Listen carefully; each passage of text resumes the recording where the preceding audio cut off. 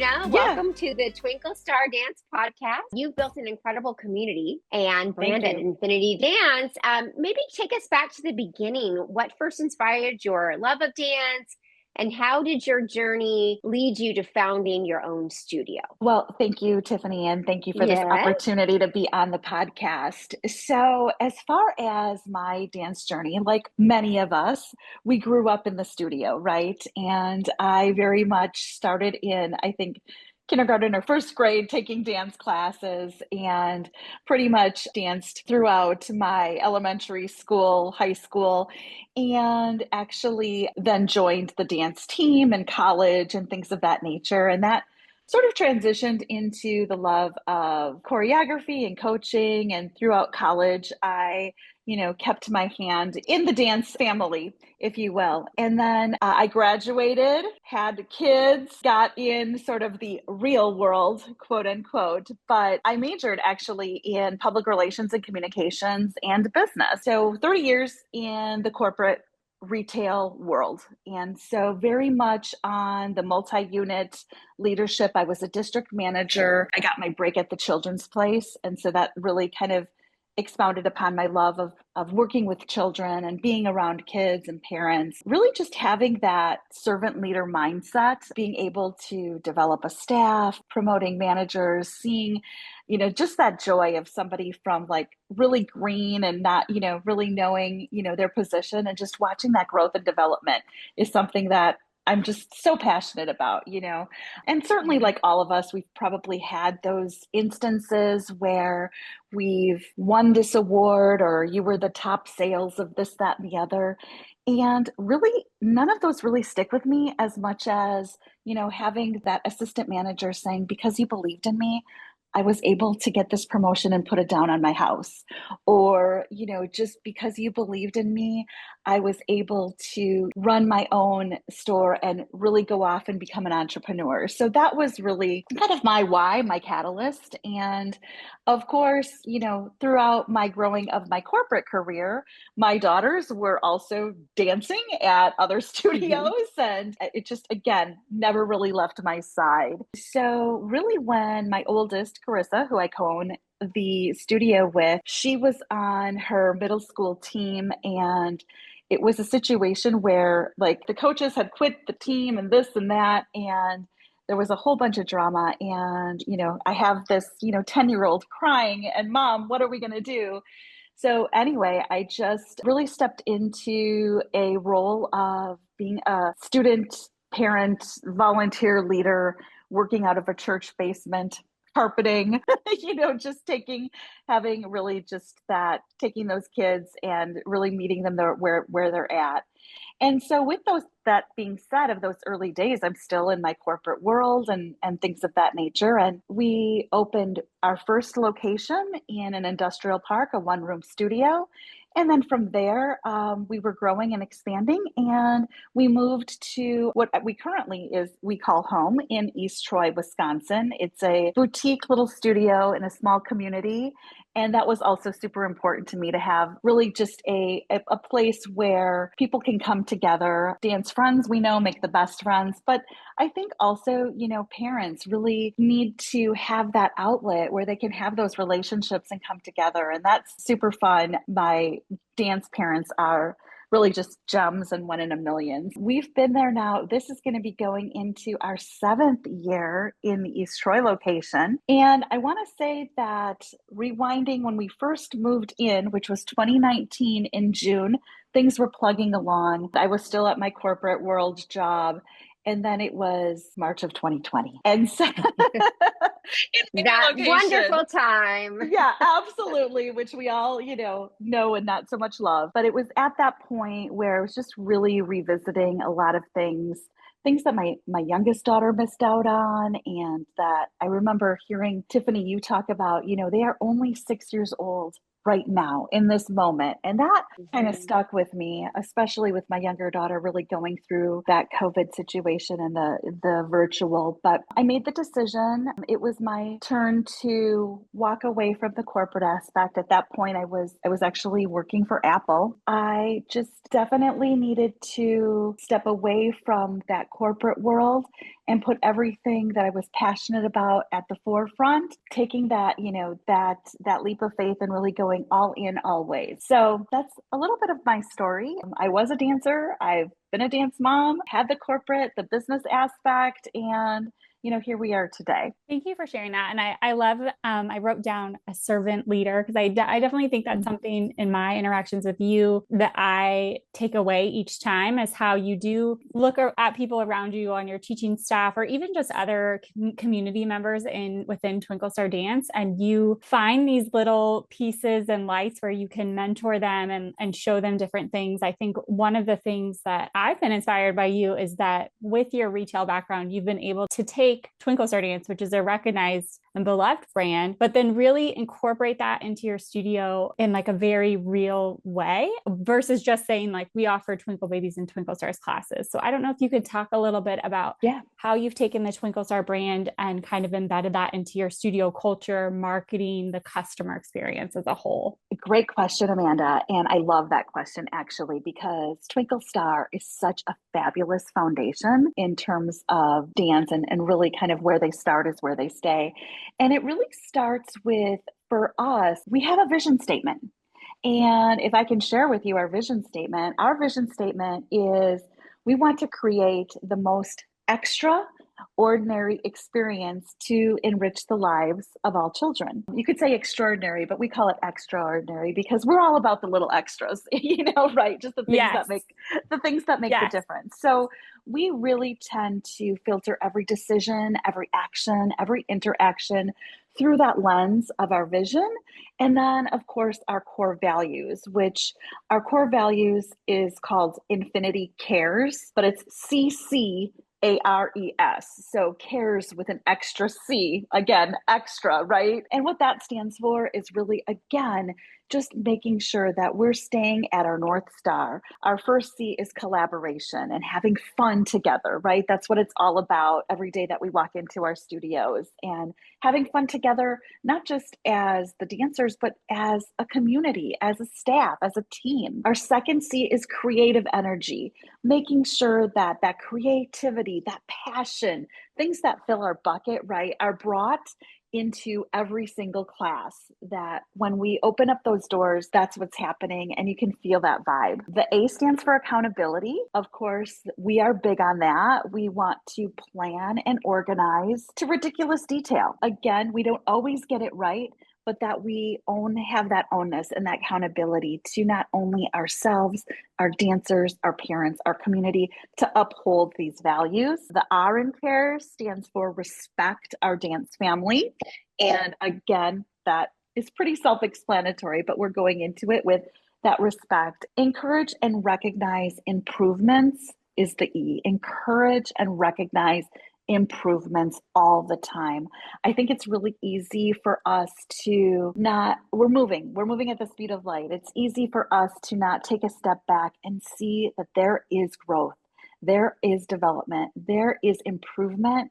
We're making a difference. And so to be able to take a breath and pause with my team, I will start off with every time we have a team meeting, we start off with our character strengths and recognition and appreciation, something they're proud of, how they're using their superpowers, and just keeping that at the forefront. So yeah, it starts with our vision, those extraordinary experiences, and then really our values of how we interact and what we expect. Yeah.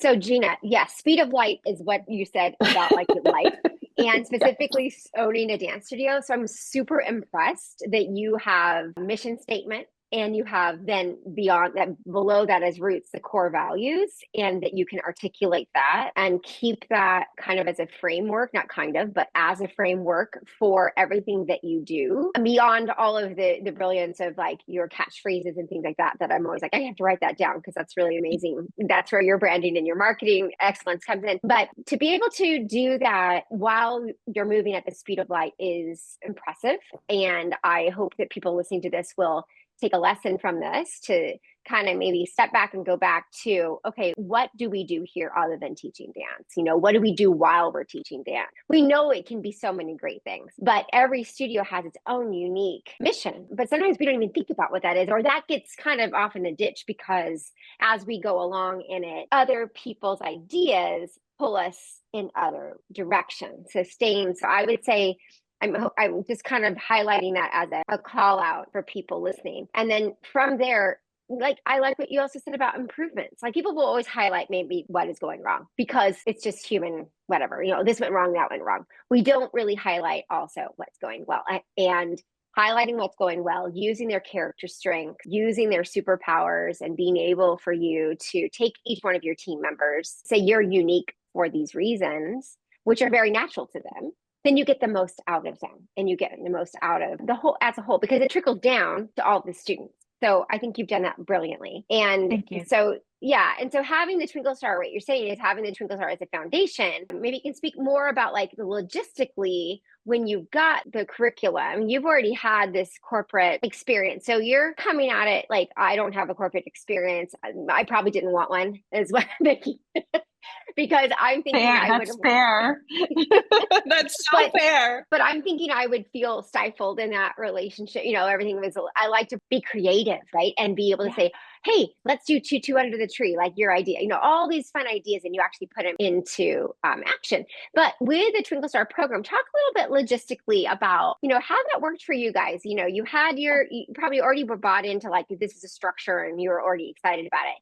But tell me how that's evolved for you since March of 2020 and where it is now. We'd love to hear that. So I think, again, I'm going to go back to my corporate days of being a multi-unit leader. And so the development of the training and the programming, I think when we first got Twinkle, I was really impressed with all of the videos, so many ideas, different downloads. Were we maximizing the logistics of, we start off with, the door component and then the same warm up. I can honestly say I don't believe we were really maximizing. And I kind of had to stop, slow down to speed up and realize that this is an awesome tool. Certainly there has been a lot of efforts and energy putting into it. And I kind of dug back into my leadership days of training and development. A mentor once told me, use the tool before you lose the tool. And so I kind of had to get on board with that. I had to get my teachers on board with that, having them feel motivated, really showing what worked, what didn't. Typically, if the class fell off the rails, it was probably because we didn't follow we didn't trust the process in that regard. So then we actually started amping up, having frequency of touch bases, biweekly, monthly meetings, one-on-ones, really just as simple as a connection of what's working, where are you getting stuck, how can I help support you going forward? Those three questions I love to ask my team, and it might not just be in that way, but I love to kind of dig in and just kind of make sure that I am staying close to, what those needs are, so that again, I'm here to serve them. I am here to serve them, because when they feel supported, they are going to give that same love, that same energy, that same passion into the classroom, into their students. So I think it really starts with gaining that buy-in, because brand consistency is huge with any brand. I'm not talking just Twinkle Stars.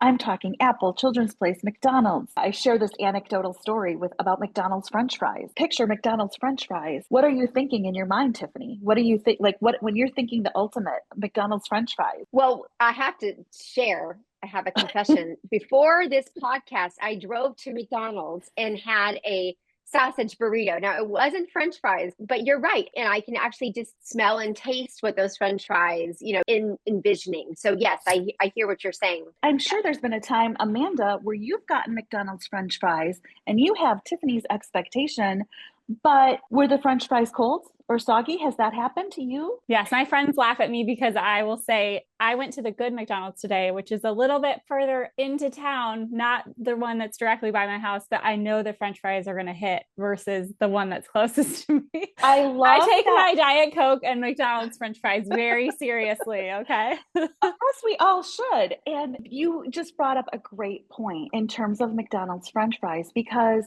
when you get the not so great, you're feeling frustrated, you're feeling defeated, you're feeling that, hey, this brand made a promise. I see the commercials, I see, the hot, steamy, salty, all of those things. But when you don't get it, it falls short. So now we can relate that to Twinkles. I don't want to go to having that conversation with a parent saying, you know what, this teacher is the one that's hitting on all four cylinders versus this teacher, not so much. But if we have that brand consistency, we make a promise. We make a promise when that parent comes in with their child that this is what they're going to get from their passport book, they're lining up on their dots, their Twinkle Bear.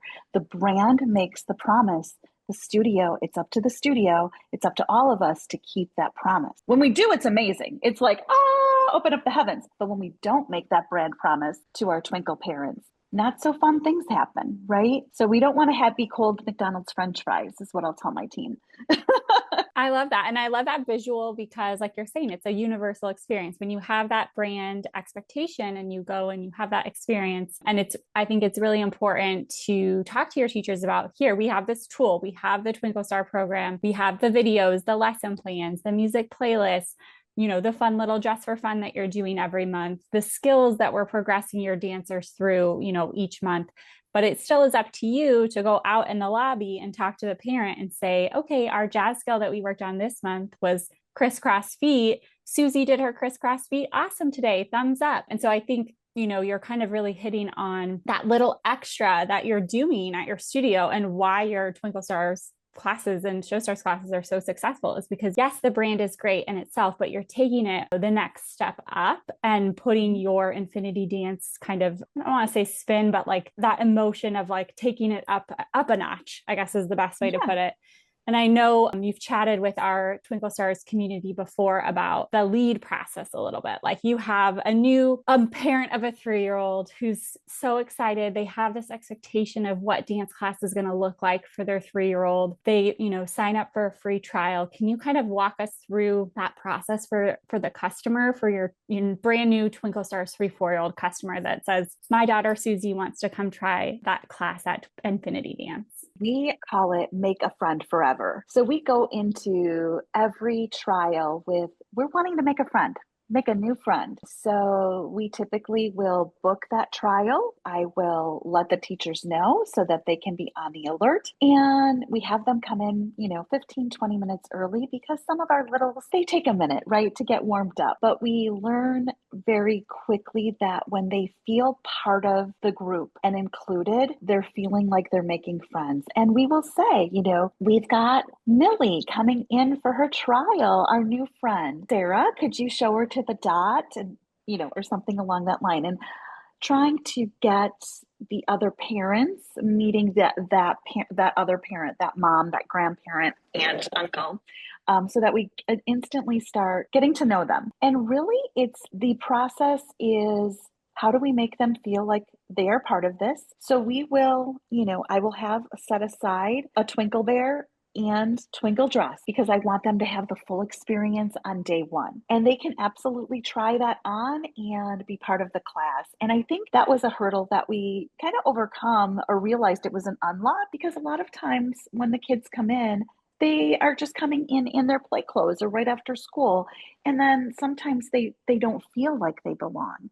And it's about how they're feeling like they're part of us already, even just as they're trying, things out and getting an idea of who we are. And, aside from that, I built the studio with observation windows. So I will invite, the parents to just simply watch. And this is all about fun. Ideally, we go in, and if they stand on their dot, we're going to celebrate that. That is awesome. They are learning. This is great. From there, I let them experience. I might talk a little bit about how the classes run, show them the passport book. Again, the promise that the brand makes when they come to this class. It's 30 minutes. We do ballet, tap, creative movement, or 45 or what have you. And then we have a little sparkle day incentive. If they sign up today, you can actually keep that Twinkle dress on, take home Twinkle Bear, and off they go. So it's kind of a little nice welcome and starter kit to their dance journey.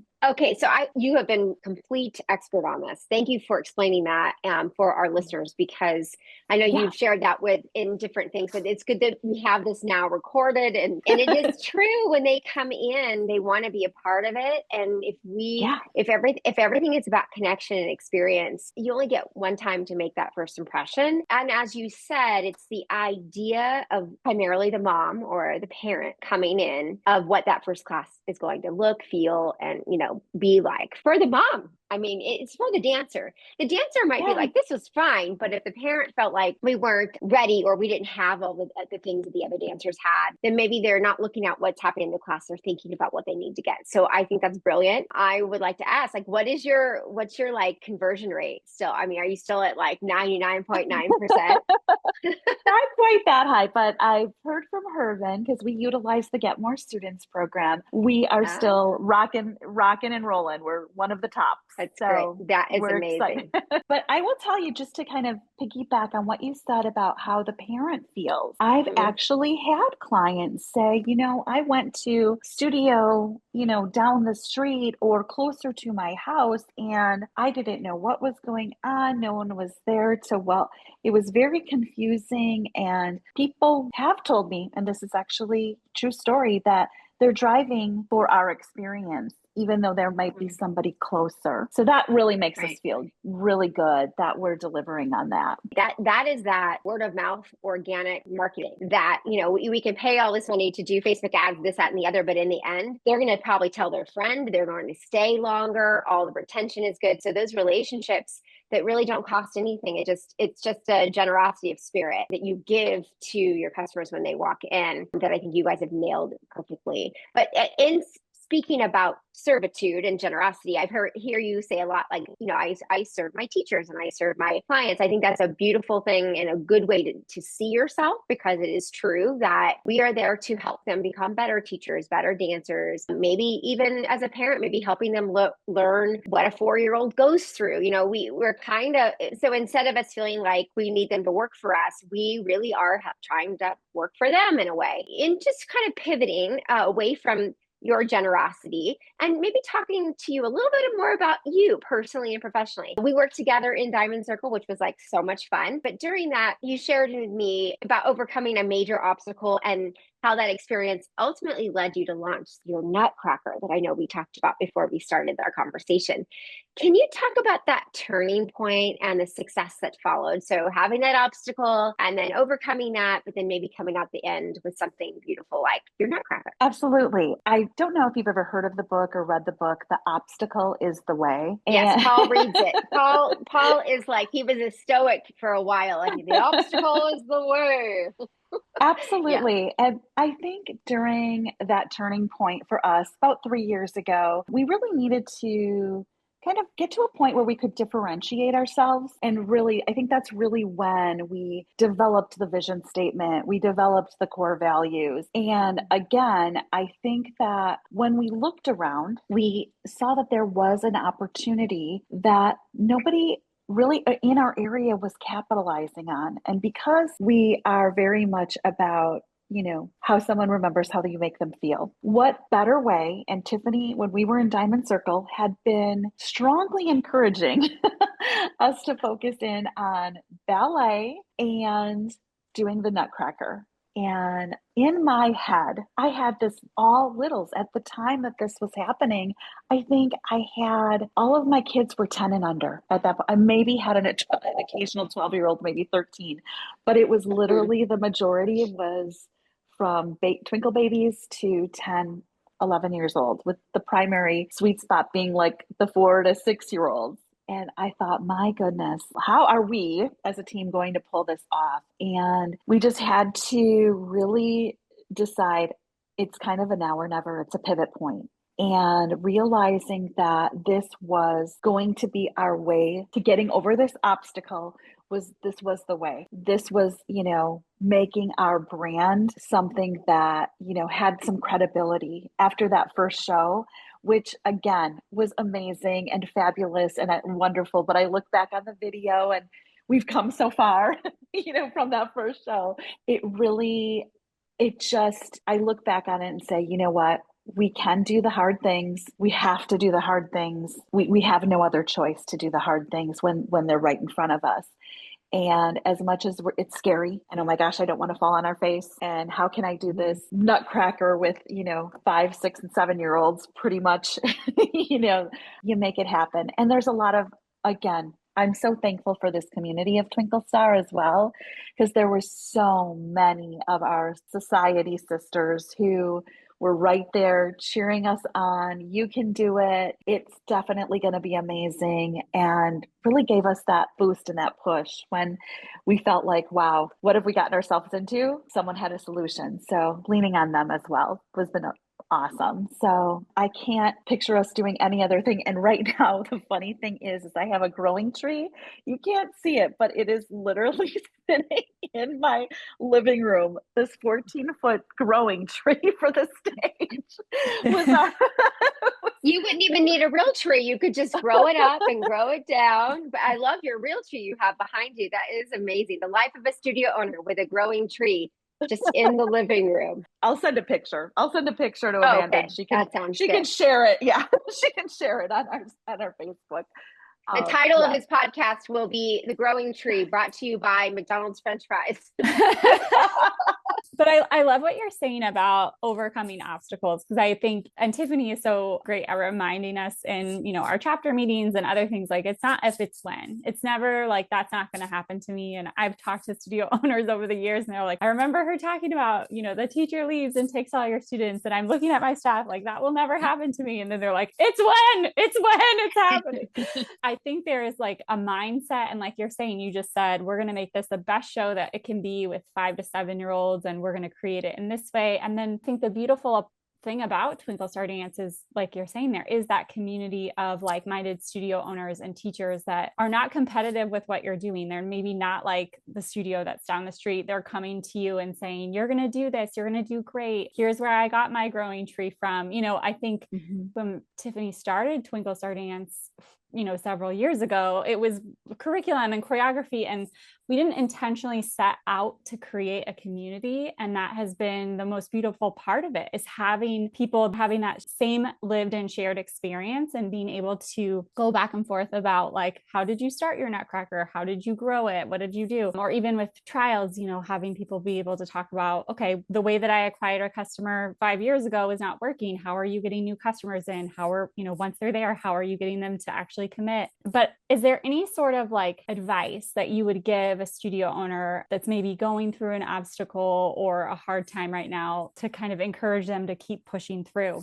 First of all, remember that you're not alone. I think that because we are the studio owner and people do look to us, it does feel like we're just kind of on this island. Remember that you're not. And especially with our Twinkle Star family, there absolutely is somebody there, whether we're hopping on a call or how many times I've seen, like, let's talk. I've gone through the same exact thing. So I would say that remember that you're not alone.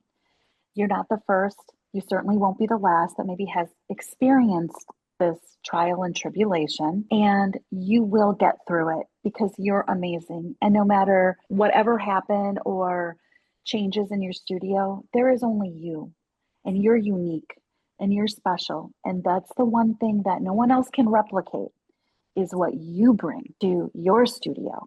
And that's stinking special. It really does come down to that. It's just remembering that you have the power within you to basically move forward the way you want to. And like I said, you can't be replaced. That's a great reminder, Gina. Yeah, you can try. And or you can't be changed in someone else's sort of idea of what they think is good or worthy. A lot of what you're saying is you are unique. You have your own strengths, your own, like you guys finding Nutcracker as this amazing thing you can do each year that sets you apart is different than another studio that's going to find something else. And that's okay. We can all serve students. We don't need there to only be one good dance studio. I know there's a competitive spirit because we want to have students and, all that good stuff. But when we stay in our own lane and we kind of really celebrate what you're saying, is celebrate who you are uniquely. And what is that even? So maybe someone's listening to this and thinking, wow, I don't even know what that is anymore, because I got involved in it. I got opened a dance studio, and now I've got all these voices in my head, which is not my own voice, but they're the voices of the people who want something from me. Or I'm looking, oh my gosh, with social media now, if you want to, you can feel terrible about your life just by looking down at your phone, because that's the whole point, is that it's all this comparison. So that is a beautiful message, I think, for our people that are listening to this. And I think it also is the spirit of the Twinkle Star Dance community. There's no competition or competitiveness. Every studio has its own shape, size. We talk to some studio owners that don't want to be bigger than 200 or 50 or whatever it is. It's whatever they feel like that's what they want. That's their purpose, their passion. And that's what makes it unique and beautiful. So thank you for sharing that. I think that's a great message to sort of wrap up this great conversation. Gina, thank you so much for sharing your story and insights with us today. Before we say goodbye, where can our listeners connect with you and Infinity Dance online or on social media? Absolutely. Our social media handle is at infinitydancewi.com. And if you want to send me a text or an email, you can do so at info@infinitydancewi.com. Thank you so much, Gina, and your expertise on all the branding. And, there's so many good things in here. So thank you for sharing your time. And we wish you all the best with your Nutcracker. Can't wait to see photos that you'll post on our Facebook group. But all right. Thank you, everybody. Have a wonderful rest of your day. All right. Bye-bye.